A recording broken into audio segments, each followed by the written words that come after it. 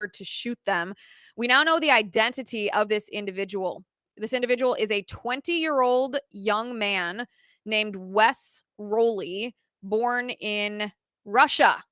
He's not Native American born. We don't know a lot about his background yet. There's an investigation ongoing. And here's the thing. Here's what I find frustrating about situations like this. Wes Rowley not only deliberately set a fire, which is wrong, immoral, evil, and illegal. He did so deliberately to lure these firefighters. He then opened fire and he murdered 2 firefighters and injured others. This is not a normal thing to do.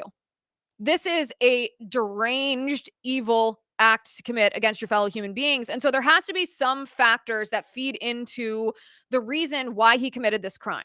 And whenever there is an act of a mass casualty event in our country, we are always told, we the public, that there's information that we're not allowed to know. We're told, well, it's an ongoing investigation and you can't see the manifesto yet. That's what we were told a couple weeks ago about Vance Belter. We're told, we can't release details. We have to scrub the social media profile. The social media sites erase the social media profiles faster than you can snap so that we, the people, can't investigate what might have motivated this killer. And I find this to be incredibly frustrating because committing an act of mass murder is not a rational act. There is something in the background of this individual that has caused him to act in an evil way. What is it? And I don't just ask that question because I'm morbidly curious. I ask that question because as a society, if we can identify patterns, factors that exist in the backgrounds of individuals who commit acts of mass casualty or mass casualty deaths, then we could potentially do something to stop these events from happening. And so this is what frustrates me. These so-called investigations, and don't get me wrong, I'm glad the FBI is on the ground in Coeur d'Alene, and I hope that Kash Patel, the FBI director, and his deputy, Dan Bongino, do this investigation correctly. But you will know if this is a real investigation, whether it's by local law enforcement, whether it's by state authorities in Idaho, or whether it's by the FBI, if the law enforcement authorities and the politicians in charge of this examine the following factors. Listen to me. These factors are always present. If you want to stop mass atrocities, you actually address these issues.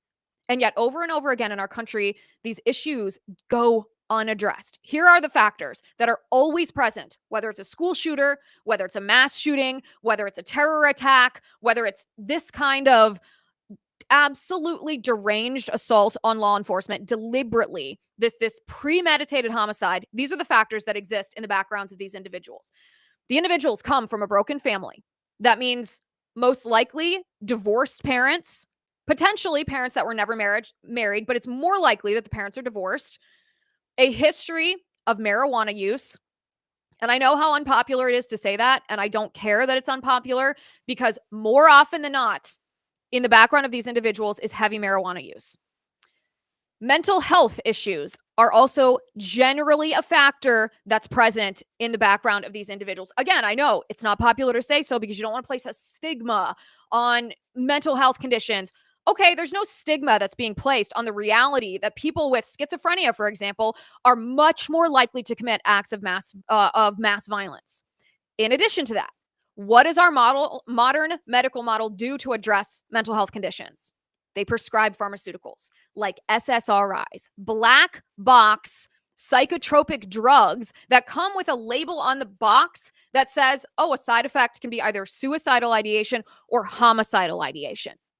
And yet, of course, we rarely hear whether these individuals were actually on those drugs. More often than not, a history of mental health and treatment by the modern medical model exists in the background of these individuals, in addition to illegal drug abuse, which of course wrecks the brain. There's also typically a history of violent video game playing in the background. Again, I know these are so unpopular. You'll understand why maybe law enforcement doesn't investigate these factors, but violent video games, scientifically, it has been proven scientifically that they increase the level of violence in individuals who play them, especially when the number of hours played exceeds a certain level on a daily and a weekly and a monthly basis. In addition to violent video games, these individuals are oftentimes motivated by revolutionary ideologies. And I'm not just talking about radical Islam. I'm talking revolutionary ideologies that are groomed into individuals here in our country when those children are youths. So the trans ideology, critical race theory, communism, socialism, Marxism, revolutionary ideologies motivate individuals to commit acts of mass atrocity or of mass death, in addition to godlessness. Our society suffers from a crisis of godlessness. I'm not trying to sound like a Bible thumper. I'm just telling you the reality of the situation. When you remove God from the equation, one human being is more than capable of murdering another human being. You will know. It's politically incorrect. I know. I can see the comments in the live stream right now. It is politically incorrect to address these factors, to investigate these factors, God forbid, to create policy based on these factors. So we are always told the same thing every time this kind of tragedy unfolds in our nation. We're told red flags were seen beforehand, but what are you supposed to do about it? We're told he had access to a gun. It's easier to get a gun than to do anything else in this country. Of course, that's a lie. We're told it's an ongoing investigation. Law enforcement is allowed to see manifestos and, suicide notes, but you aren't, you regular old sorry person. We're told to ignore his social media. We're told that the manifesto is going to remain hidden for now so as not to spark copycats. It's always the same thing because it's uncomfortable to address the factors that I just mentioned. It's politically incorrect to even acknowledge that those factors exist, let alone to base policy in our country on those factors in order to prevent these types of murders, mass murders from happening again. But like I said, whether or not it's pleasant to hear about these things, these are the factors that always exist in the backgrounds of these individuals. And in the days and weeks to come, you put a pin, bookmark this post, because you'll find that those factors are going to exist in the background of this murderer, of this suspected murderer as well. Okay, today is the last day of Pride Month. Did you know that? Well, we made it through Pride Month. It is June 30th. And I would like to make the argument to you today that this was the best or worst Pride Month that we've ever experienced. And I'll show you exactly why. 7 reasons, actually, why this was the worst Pride Month if you are an LGBTQIA++ lobbyist, and the best Pride Month if you are on the side of sanity and reality. But first, I want to thank our sponsor for today's episode, Preborn.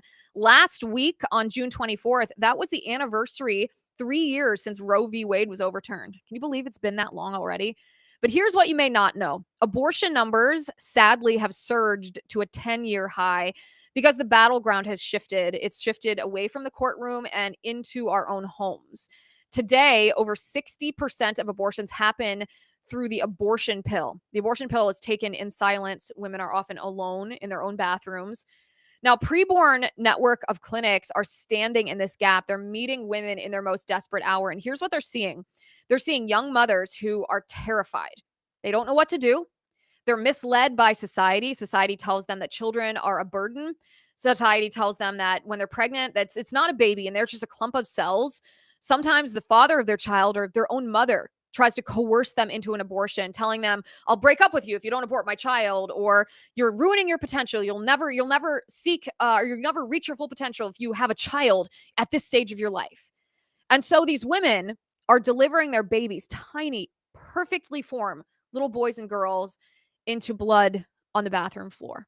These precious babies, once called just tissue, lie lifeless. And 11% of the women who take the abortion pill will suffer serious health complications, side effects from the abortion pill itself. Countless others carry emotional scars for a lifetime. But when you go into a preborn clinic, you are not just saving a baby. When you donate to a preborn clinic, you are not just saving a baby, you're saving a mother too. You're giving her hope and financial support and the truth. Preborn has already rescued over 350,000 babies, but there are so many more who need our help. Your tax-deductible gift makes this mission possible. To donate now, and I strongly, strongly urge you to do so if you are able, dial pound 250 and say the word baby. And when that word comes out of your mouth, baby, I want you to think about that little baby boy, that little baby girl that you are saving That's pound 250, keyword baby. Your donation goes directly to fund an ultrasound. When a mother sees her unborn child on that ultrasound screen, she is more than likely to choose life for that child. Go to preborn.com/Liz. That's preborn.com/Liz.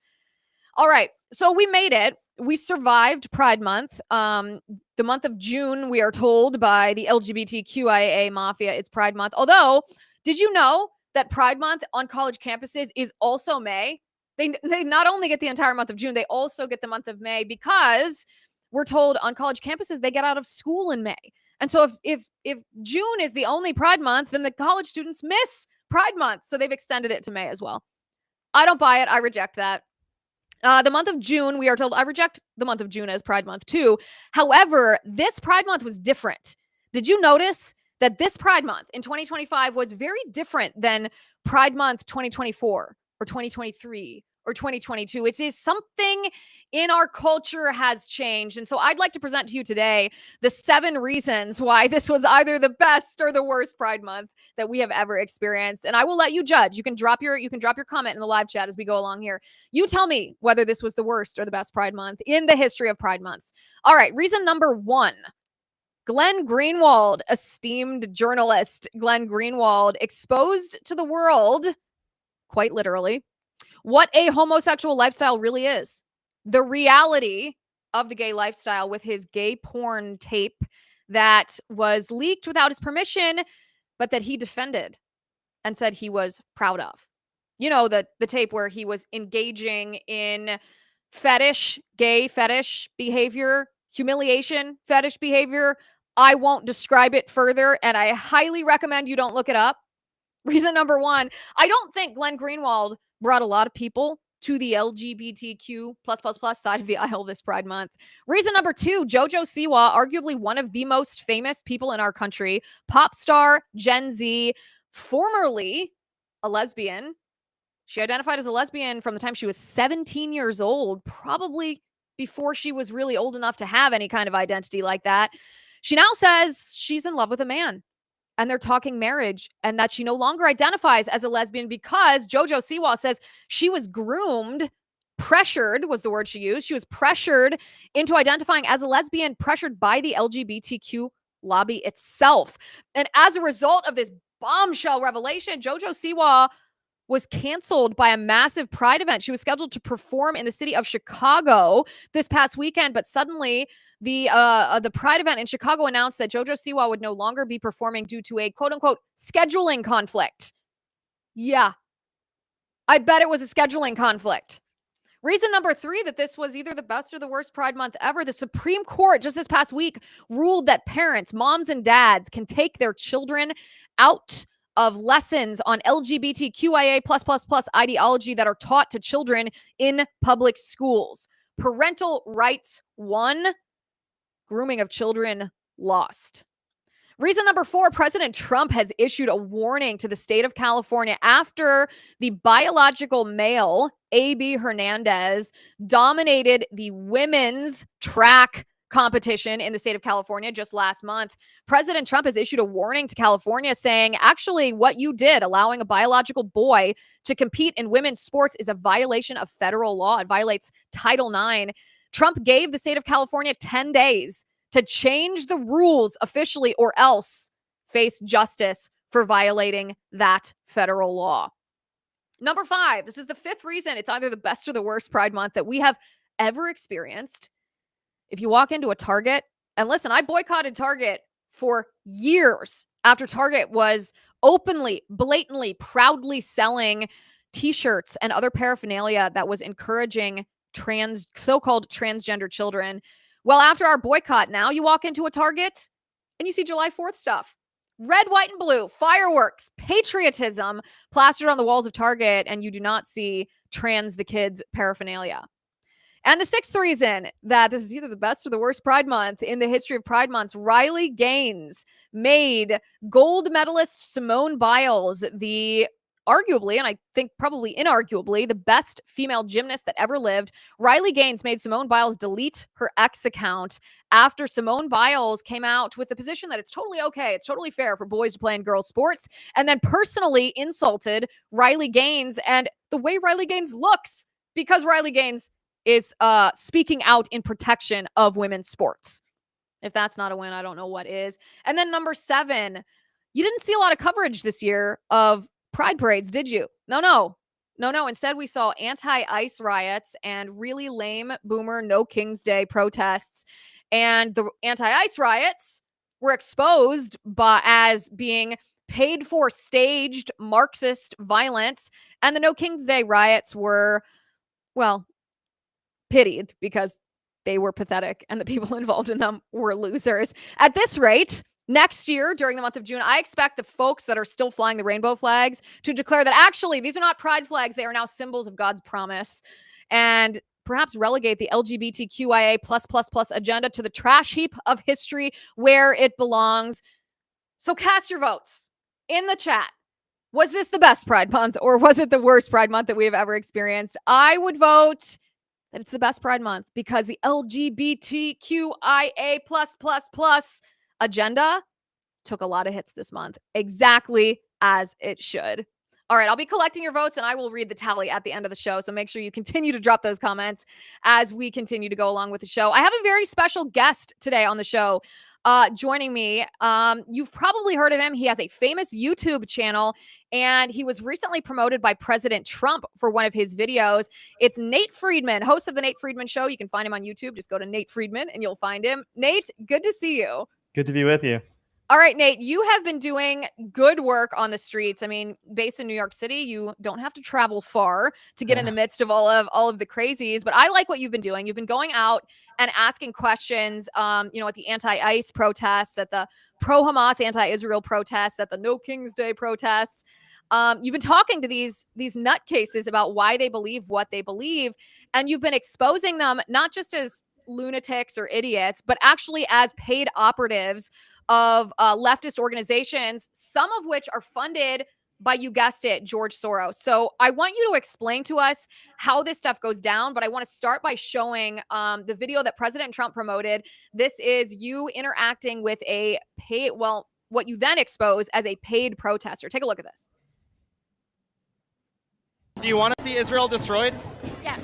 Okay. Well, I mean, your pin says you're Jewish, right? At this point, I do. I used to believe in the one democratic state solution. What do you do for work? I don't. You don't work? Why not? I don't have to. So you did well. I haven't worked since I was 27. Now, I think she actually is working, and as a professional protester.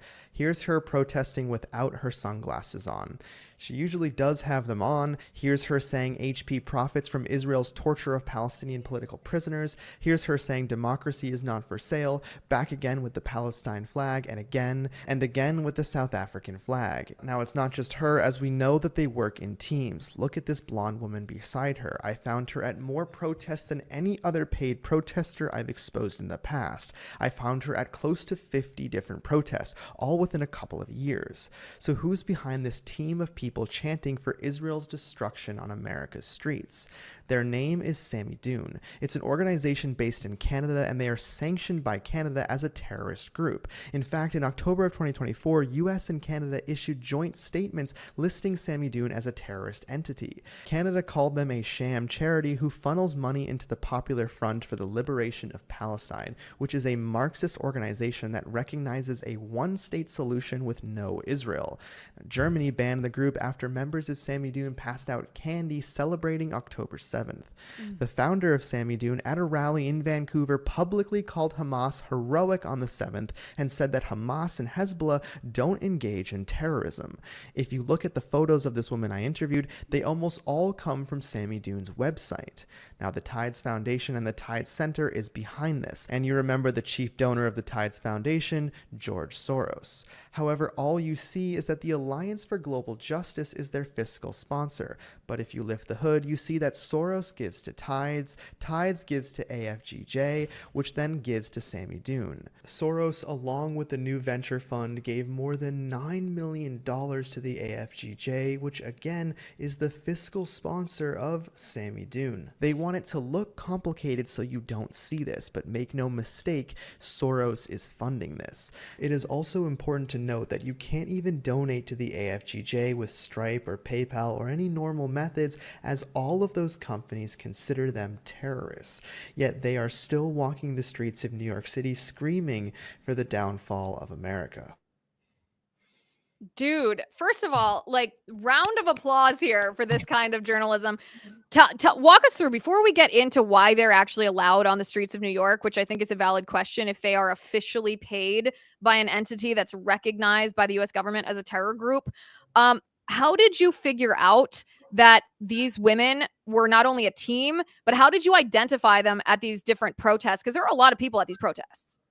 Yeah. So right off the bat, like when I started speaking to her, she was just kind of hanging out at the front, sort of like a representative of what was going on. And she was very outspoken right off the bat about her views that she's pro-Iran because they want Israel to be destroyed. So right when I got home, I began doing my research. And when I saw photos of her, she was usually with this other woman. And that can lead to more and more research. You can get to the bottom of something once you see that they're obviously teammates. And I've seen teammates work together before, like at the Tesla takedown protest. Once you find one, you find the others. Yeah. Interesting. So what do? You use facial recognition and just like search photos and stuff? It's a complicated process where I work very hard on it. Yeah. Don't want to give away your secrets because then they'll know how to hide themselves a little bit better. That was the thing, right? About the Black Lives Matter protest, because it was during COVID. They all very cowardly wore masks to try to hide their identities. Okay, so tell me more about Sammy Dune here. This is, I think, great journalism to find the ties to George Soros, unsurprising. But the Sammy Dune group itself, how are these individuals allowed into our country if they are affiliated with a group that's been designated as a terror organization?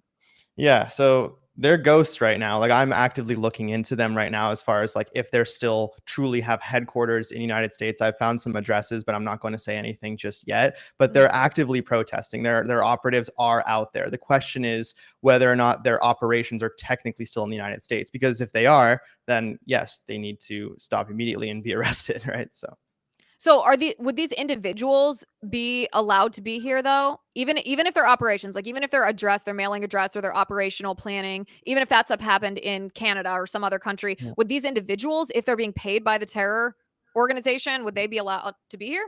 Or should we be bringing this to law enforcement attention? Right. So that's where there's some ambiguity. But for one thing, you know that if they're not citizens, this administration's been really proactive in deporting people who are pro-Hamas. And just in my last video, I identified a protester who's been seen with Hamas headbands multiple times, not just once, but many times. So this person, I'm still doing my investigation on him, but he has gone to university in Istanbul. I can't confirm if he's a citizen, but it seems like not. So the FBI, I believe, should look into him. Yes. Interesting. Well, I think that, or I suspect that in the upper echelons of the federal government that they will be looking into this after you've exposed this information. Okay, so tell me about the recent different protests. So we had the anti-ICE protests, we had the anti-Israel protests. I mean, they were the same sort of protesters, some of the same protesters, but ostensibly about different issues. We had the No King's Day stuff. What did you find to be the most interesting, the most troubling, the most organized, the most prone to violence? Like, what's the difference between these when you're inside of them? Well, one thing that you can see just attending these protests is that these issues have kind of blended together. And for example, Pride was not as big this month because I think that they were just busy with the other issues right now. They pass out flyers and they list when some of these events are scheduled, these protests are scheduled. And it's like an anti-ICE, anti-Palestine together protests. And those are very separate issues. You know, you would think they might concentrate on one or the other, but it's together. So yeah, I mean, what I've known, what the strangest things I've seen is when you ask, and I approach everybody, you know, I respect them greatly for doing interviews, by the way, like anyone Yeah. who's willing to talk, like, thank you, this is wonderful. So I would speak to them, and like, you know, Americans are learning the truth. So I'd speak to one person at an anti-ICE protest, and I said, well, look, she says, get rid of borders, just all borders, not just US, but all borders. I said, well, what if bad people come in, then what? And she's like, you caught me off guard with that one. That was my first question. Like, that was just, you know, so you're chanting for something that you haven't played out in your mind. I think that's what's really happening, is you haven't played it out. Another thing that was kind of shocking is I asked a protester, you know, did you know that Obama deported more people than Trump? And she was like, well, yeah, but he deported only criminals. And, you know, and I was like, okay. So it's, and I asked her, Did he now? right. And she, you know, talks about the news that she's watching and whatnot. So you can see that, look, it's fair. If you're only watching one side, you're going to get one side. So that's why I think, like, I really believe in what I'm doing, because I'm trying to show both sides as best as I can. Yeah, that's super interesting. So you have a really popular YouTube channel, and it's growing a lot, especially recently. Who's been watching your YouTube channel? Is this like young people watching? Is it mostly Republicans? Is it people that are middle of the ground? Who's taking an interest in this kind of interview? Americans all over the country, you know, I mean, I believe both sides are watching. I've gotten many comments, especially when I was doing the "Who Are You Voting For" videos, and seeing people change their votes, you know, actively in the comments. You can scroll through. You can also see on the Palestine-Israel situation, you can say, someone say, look, I've been pro-Palestine for a long time. This opened my eyes, and vice versa in some cases, right? So you can see people switching their sides. And I really, really appreciate comments like that, because that's pushes me tremendously to keep going. Yeah, and I want to show a couple of these clips that I know people are gonna love in just a second. Have you ever feared for your life, though, when you're at one of these protests? It's a tough question. Yeah, I mean, it's, you're taking a risk when you go. When I have people with keffiyehs and masks walk up to me, taking a picture of my press pass, saying that they'll look into me and stuff. I mean, it's not enjoyable. If that's not the fun part of the job, that's for sure. Yeah. Well, that also exposes, I think, the ideology that is the underlying ideology And of something what's very going on. important about that is I said, do you want to ask me a question? Right. So they obviously recognize me, and this is their chance to speak to me. You're at a protest, so you would think, you know, you want to show the world how you believe. And they're taking photos of my press pass, walking closer and closer to me. Large group of keffiyehs, masked up, sunglasses too, meaning they really, really are, you know, looking out for whatever, right? Don't employment, whatever. So, and I asked them, why are you wearing masks? Oh, because of employment. But anyway, is that what they say? They say that they're oh worried yeah, that they'll face doctoring retaliation. employment. Yeah, absolutely. So yeah, I mean, so like I said, you know, when they're covering up everything, it's not enjoyable when they crowd around you in their big groups. Yeah. Bullying is bullying. Interesting. Well, maybe they would face retaliation if they're at a pro-terrorist riot. Maybe their employer wouldn't like that. They should keep crowding around me and just lift up their mask and have a conversation. That's what I would advise them. Okay, well, so a couple people have had a conversation, and I want to show. So after I've been calling him a Muslim Marxist nutcase. Zohran Mamdani won the Democratic primary for the mayor of New York City. You ask a couple of Mamdani voters, why they voted for this guy, because obviously it's an insane thing to do to vote for this guy. There was one man who I thought defended Mamdani to an extreme that I actually haven't seen many people defend him. But I think it's a really important moment that you captured here. So let's take a look at that video. Yeah. Can I ask you who you want to win? Zohran. Oh, tell me why Zohran. Because he's the only candidate whose politics don't bother me to my core. What bothers you to your core about Cuomo?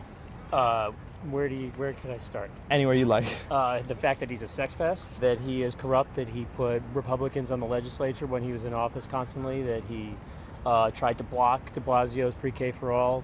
I could go on. He's been a crook since he started. I'm seeing what Republicans are saying on X, and they're concerned about like the him giving money to transgender healthcare in the city. Do you care about that?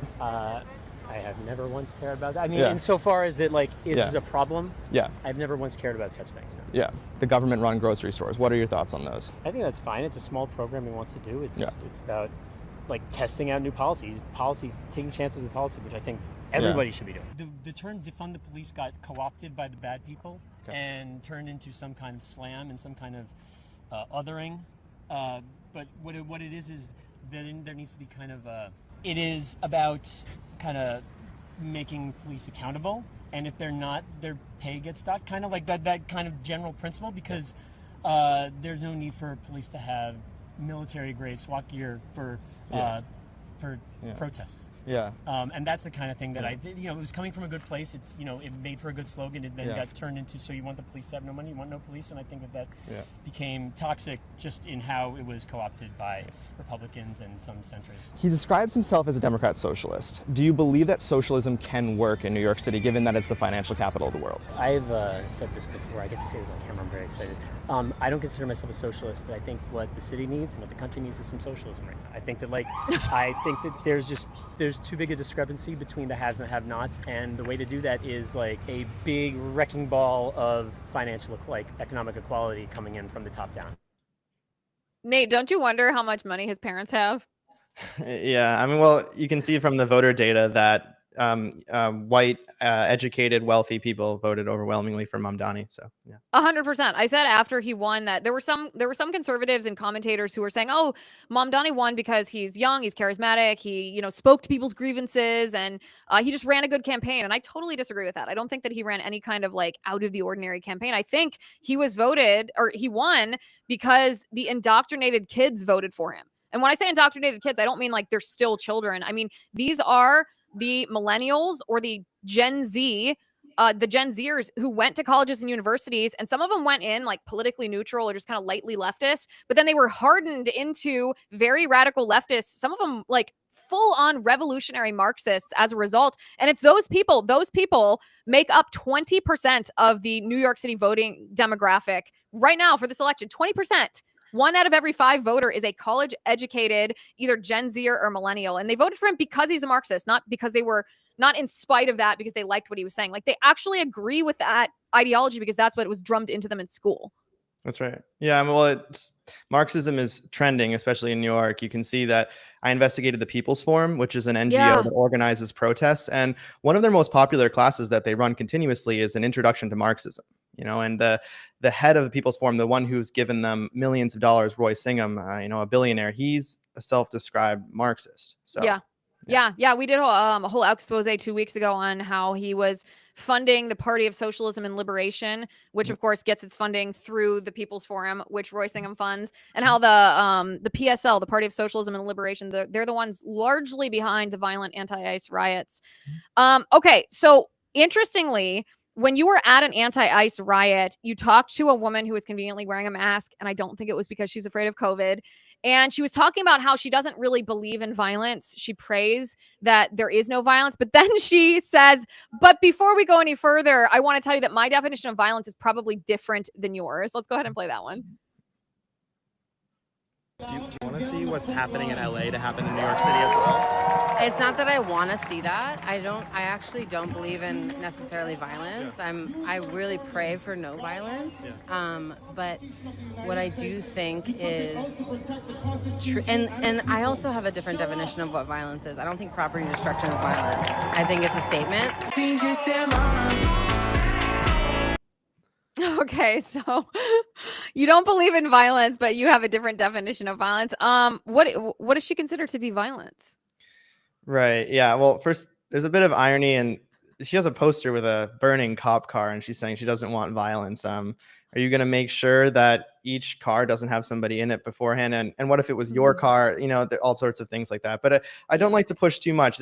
What I'm doing is to show both sides, right? So what does she consider to be violence? Well, physical violence onto somebody. So, human to human kind of thing. Yeah. Or your words and my words. She probably defines as violence, whereas I don't know, burning cars, I suspect she does not.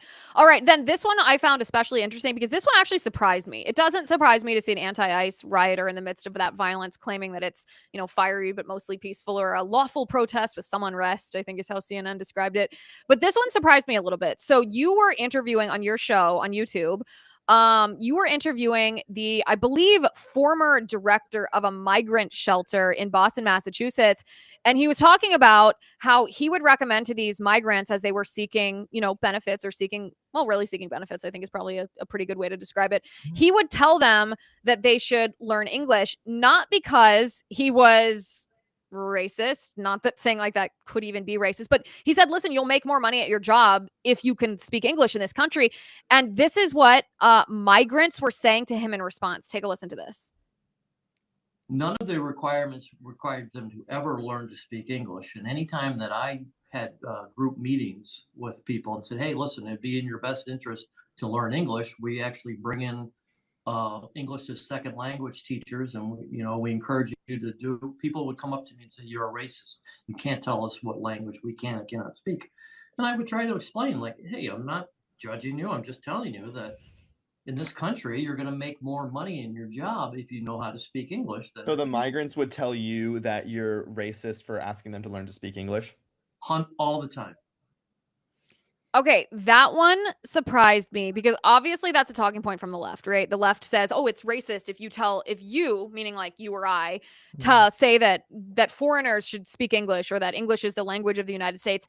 I have not personally experienced or seen much evidence besides what I would call it breaking news, what news you broke, that the migrants themselves were making this claim. Where does that come from?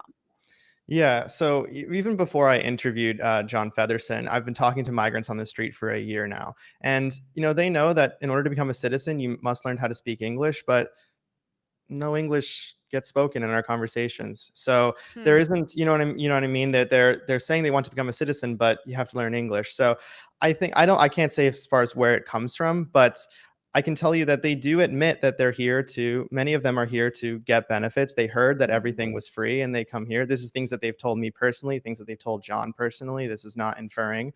And some of them are more, I could say, like cocky than others. I've heard from others that they believe the government has not done enough. I've spoken to someone who's been in 4-star hotels, free food, free medicine, everything. And he said it's not doing enough, while others are saying they've done enough and I'll be on my way.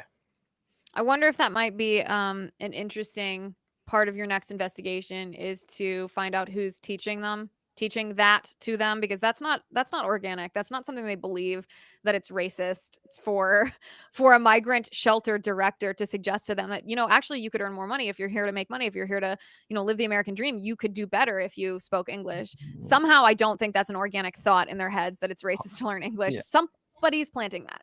Yeah, I mean, part of the issue is that he, like John uncovers as well, to me, that they're double dipping on EBT cards. So they'll get an EBT card and they'll get a second one and they'll sell the EBT card. But to get the EBT card, they can't be working. So basically, they don't feel that they have to work. They don't feel that they have to work. So when English becomes truly a necessity, maybe they will. But at the moment, English isn't a necessity for them in order to make money. Yeah.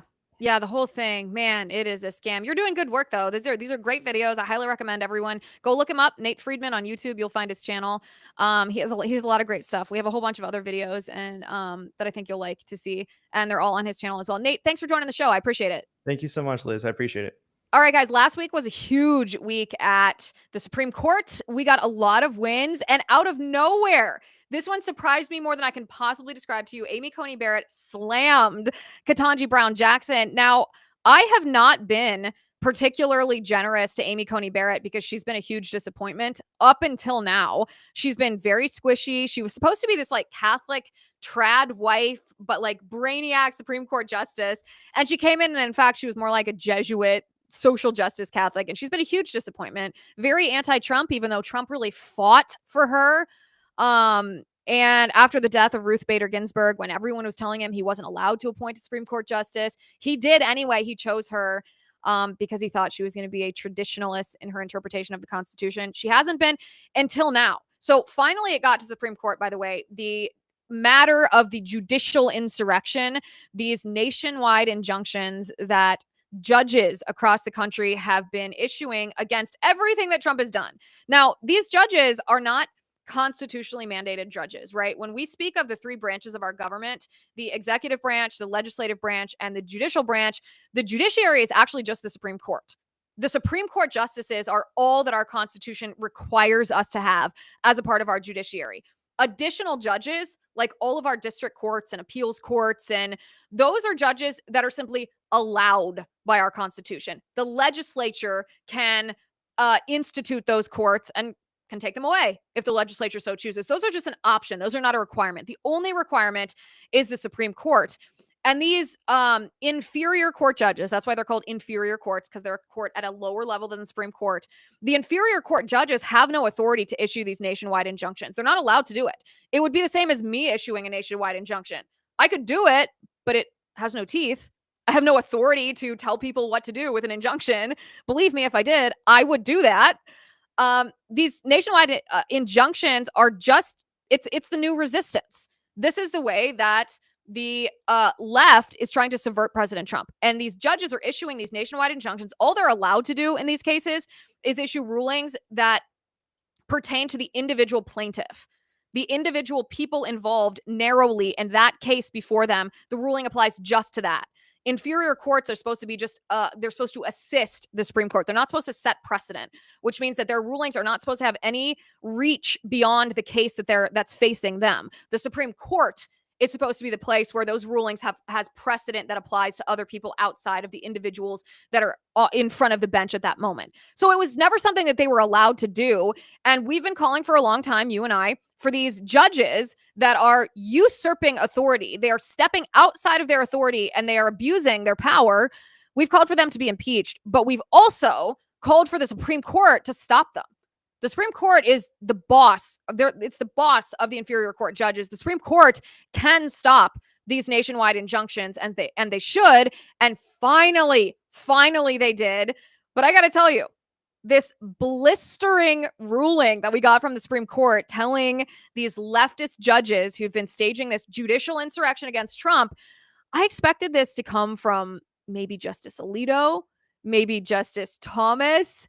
I definitely did not expect this type of ruling to come from Justice Amy Coney Barrett. And the dissent to Amy Coney Barrett ruling that inferior court judges may not issue nationwide injunctions, the dissent was written by Ketanji Brown Jackson.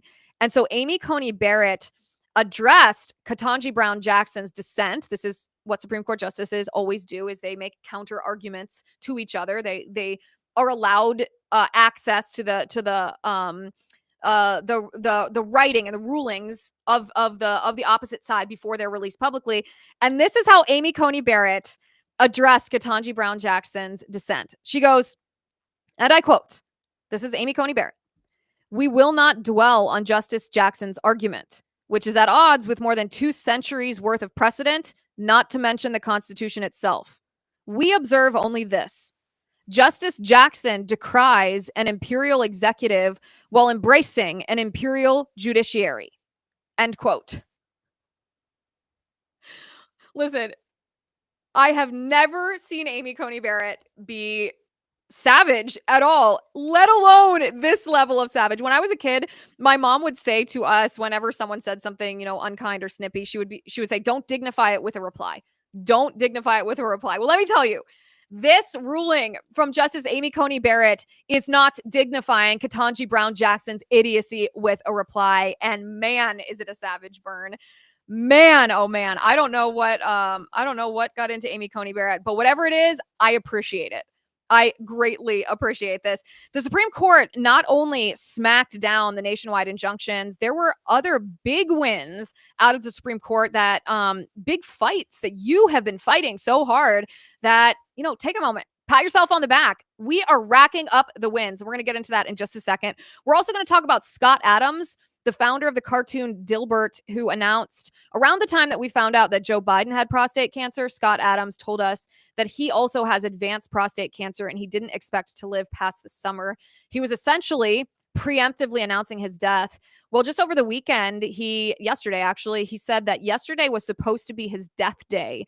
He intended to commit euthanasia because he was in so much pain, but something changed his mind and he's not going to do that right now. So I want to take a moment and I want to respond to that. But first, we are just days away before we get to Independence Day, which is my favorite, besides Christmas and Easter, my favorite holiday of the year. Here at BlazeTV, we are actually officially calling this 4th of July No King's Day, because let's be honest, that's what the 4th of July really is. It's not just fireworks and cookouts. It's the day we told King George the tyrant to go kick rocks. We rejected the idea of monarchy and elites and unaccountable power. And we said we would be ruled by we the people. That is the spirit behind Independence Day. We didn't just break up with England. We built something better, a constitutional republic grounded in liberty, God-given freedom, no kings, no tyrants, just self-governance under the rule of law, giving us the opportunity to pursue virtue. So this year, to celebrate our independence from the crown and everything Blaze TV stands for, we're going to do something we have never done before. Right now, for the first time ever, you can get a 7-day free trial of Blaze TV. That means full access to every show, every documentary, every unfiltered voice we've got completely free for 1 week. It's your chance to celebrate true freedom with us, to support honest media, and decide for yourself what's worth watching. So if you've ever thought about joining Blaze TV, this is your moment. No risk, no kings, just truth. Celebrate No King's Day the way the founders would have wanted by choosing truth over tyranny. Start your 7-day free trial now at blazetv.com/Liz. That's blazetv.com/Liz. No promo code necessary. Just sign up for an account and start watching today. And let freedom stream. All right, so the Supreme Court, who would have thought Amy Coney Barrett had it in her to smoke Ketanji Brown Jackson the way that she did? But I love to see it. No more nationwide injunctions from these judicial insurrectionists. Something tells me they're probably going to ignore Amy Coney Barrett, but at least we have the Supreme Court on our side. The Supreme Court also sided against Planned Parenthood. That rarely happens. Planned Parenthood was told, which Carolina was this? It was one of the Carolinas. Hang on, let me look this up. Planned Parenthood. I meant to look this up before. Planned Parenthood.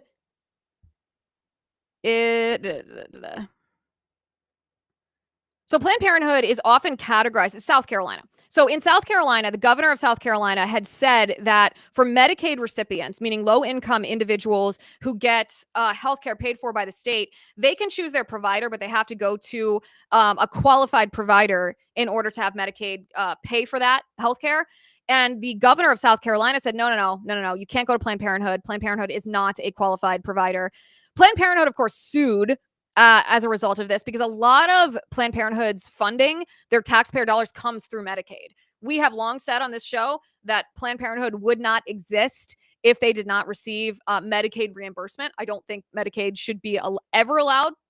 I mean, it's great that the governor of South Carolina said no, that you can't use Medicaid at Planned Parenthood, but this should be obvious in every single state. This should be a federal policy.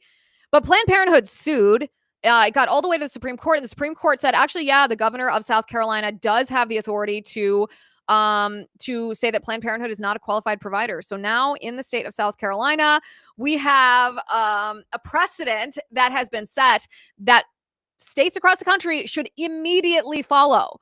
If we want to deprive Planned Parenthood of taxpayer dollars, then deprive them of Medicaid funding. Do not allow them to be reimbursed for Medicaid. This should be such an easy solution, because Planned Parenthood, of course, is not actual healthcare. It's an abortion business, and it is a transgender hormone business. It is the opposite of healthcare. Remember, the root of healthcare is do no harm. And it's like Planned Parenthood's slogan is exactly the opposite. Brutalize, mutilate, and murder, and profit from it is Planned Parenthood's motto. The Supreme Court handed a win to humanity in that one. And as we mentioned earlier in the show, the Supreme Court also ruled that parents, moms and dads across the country, can opt their children out of LGBTQIA++ indoctrination that's happening in public schools. So if your kid is going to a public school and there's a lesson during the school day that you believe is LGBTQIA propaganda, you are allowed to remove your child from that classroom so that your child is not subject to that sort of groomer. Parental rights for the win, LGBTQIA++ indoctrination for the loss. What a week at the Supreme Court. Kind of unexpected, given how the Supreme Court's been kind of quiet and super mushy on the judicial insurrection. At least Chief Justice John Roberts had been pretty mushy up until this point. Kathleen M. in the live chat says, okay, property destruction is not violence until they come for her house or her car. Yeah, that's the point Nate made. She was carrying a sign that had a picture of a police car in flames, but she says she doesn't think property destruction is violence. But somehow I think she would be calling the cops if her car got firebombed. But the thing is, her car will not get firebombed, and I'm glad of that. It shouldn't. And it won't get firebombed because we on the right are not violent. We don't do this sort of thing because we are not communists. We are not against humanity. So yes, the irony exists, and thank goodness we are not a violent party. She will never experience that irony. All right, Scott Adams, the founder of the cartoon Dilbert, who was canceled by the left for some politically incorrect take that was just reality. Years ago, he then went independent, and he's become somewhat of he's developed a cult following because of his show Coffee with Scott Adams. He's very skilled, very talented at podcasting, at communicating and connecting with his audience. And I think I don't want to put words into his mouth, so I would describe him as he pursues being a realist. That is his pursuit on his show. He is in a sense pursuing the truth. He is trying to establish what is reality and what is a construct, maybe an ideological construct, maybe a political construct. And so, for example, he was once more, he conformed to the COVID narrative, and he conformed to the vaccine, the pro-vaccine mRNA jab narrative. And then he allowed reality to open his eyes, and he allowed reality to say, actually, those of you who were questioning the COVID vaccines and against the lockdowns, data shows that you were right. So I think it's fair to say that his platform is, he gained his platform because he was willing to buck the wokeness that existed sort of on his side of the aisle. And now he is pursuing truth. But very sadly, Scott Adams announced, I don't know, maybe a month ago, around the time that Joe Biden also announced that he had prostate cancer, Scott Adams said, I too have prostate cancer, advanced prostate cancer, and I'm not expected to live past the summer. And it was, I would call it a preemptive death announcement. He wanted to make that announcement himself, and it was very sad. It was, it's always sad to hear that from somebody, but it was also very heartwarming to see the response from mostly people on the right and people in the center, people that are also pursuing truth in a time when that's not really rewarded if you're in the center or on the left. Scott Adams has been somewhat of a leader in that area for especially a lot of young men have really look up to him for leadership in that area, and the response was incredibly touching. Even if you don't know Scott Adams personally, the amount of people who publicly said how much Scott Adams has influenced their life. Well, I found it extremely touching just watching that unfold. But yesterday, Scott Adams released a video in which he said that yesterday, June 29th, was supposed to be his death day. He said he intended to commit suicide yesterday because his cancer is terminal and he was in so much pain that he couldn't tolerate it. And doctor-assisted suicide or euthanasia is legal in California, which is where Scott Adams is located. And he had gone through the process of obtaining permission to commit suicide and planned to do so yesterday until there was an interesting development that stopped him from doing that. This is what he said. In California, you have the right to end your own existence. If you have a terminal illness, and you get a couple of doctors to certify it and all that. And I was in that situation, meaning that I'm officially terminal. I've got 2 doctors to certify it. I've done the paperwork. I've even ordered the medicine that you eventually drink to end your life. But that was based on the fact that in the month of May, I was absolutely whacked with pain. I mean, I had pain like I've never felt before all over my body. And so I had sort of internally planned, but wasn't telling the world, that I needed to get past my stepdaughter's wedding and reception and then to end my life. Guess when?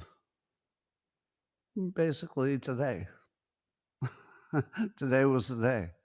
I was planning literally to take my own life today at the end of, it might be tomorrow, but at the end of June. But what happened instead is that I started taking some hormone blockers. They block your testosterone, and the cancer needs the testosterone to eat. So, completely surprising me, I didn't realize that that would also remove all of my pain. My PSA levels have dropped 90% in just a few weeks. So just a few weeks after taking this very expensive new testosterone blockers, the number one indicator of how you're doing and how long you're going to last if you have prostate cancer that's metastasized, as I do, that PSA number is like the big one. So it dropped 90%. Listen, if that is not a practical argument against euthanasia, then I don't know what is. Scott Adams laid it out himself. Scott, you could have killed yourself because you thought there was no other way, but there was another way. Imagine if you had ended your own life and then your family found out there was another way. Listen.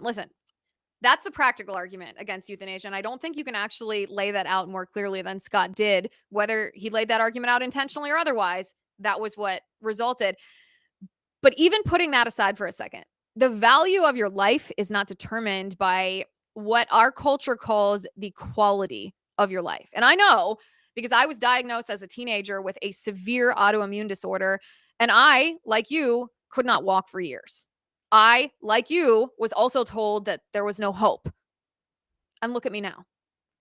If I hadn't had that time to study and read and question, if I had not had that opportunity in the silence and the aloneness of my hospital room to root my life with God, would I be able to execute this mission that I do now? I don't think so. Because there was another way for me too. And listen, I think, Scott, that you don't believe in God, but that doesn't mean that God's not real. And if you are pursuing the truth, if you are pursuing reality, then you should know that God is real. And he made you for a reason, for a purpose that only you can fulfill. And how do you know that your purpose isn't still to come? Listen, true friends tell friends the truth, even when that truth isn't pleasant to hear. And the truth is that you were created in his image to serve his purpose because he loves you. And he wants you to live in full communion with him in heaven. And listen, I also know that you have contemplated your mortality because you have done so somewhat in the public eye. So let me ask you this question. What comes next? Our God is a God of mercy and a God of justice. If we don't serve him, if we don't choose him, if we don't love him, we do not get to live with him. But he is merciful. He died on the cross for our sins so that we will be forgiven because he wants us to live with him. If you reject him by rejecting your life, which he created in his image, then you are putting your eternal soul at risk. And let me tell you, that is not worth it, even if you are suffering tremendous pain. I'm Catholic. I'm open about being Catholic. And in Catholicism, there's a joke that Catholic moms stop our kids from whining by saying, well, offer it up. Because we offer up our suffering to help us better understand the depth, even the brutality of what Christ was willing to suffer for us on that cross because he loves us that much. So next time you feel that pain, pick up your Bible or go to Mass and ask yourself this question. If Jesus suffered pain on the cross that makes my suffering feel like nothing, how much must he love me? Scott, your life is valuable. Your life is worth living. And Jesus Christ loves you very much. All right, guys. I've been watching the live chat as this show's gone along. It seems that you also agree with me that this was the best, worst Pride Month or the worst, best Pride Month of all time. But maybe, hey, listen, maybe in 2026 we'll be able to do even better. We'll be able to do even better than this year. Make sure you're subscribed to the show. Go to youtube.com/Liz Wheeler, x.com/Liz_Wheeler. Taylor in the chat says, God is a healer. We just have to have faith. Yes. Prayers are incredibly efficacious. And I, Scott, offer you my prayers, as I'm sure do the hundreds of thousands of people who are listening and watching this episode today. So we pray that God holds you close and that God heals you in the name of the Father and of the Son and of the Holy Spirit. All right, guys. Thank you for watching. Thank you for listening. I'm Liz Wheeler. This is The Liz Wheeler Show.